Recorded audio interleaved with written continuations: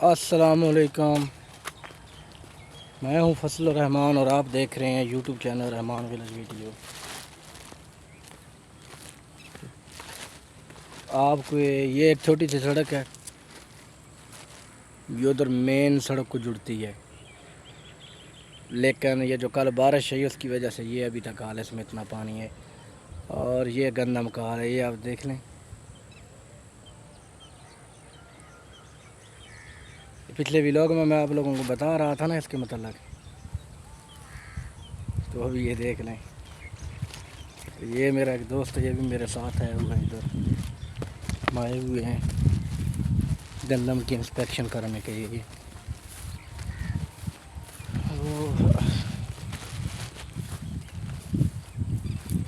ये देखते हैं,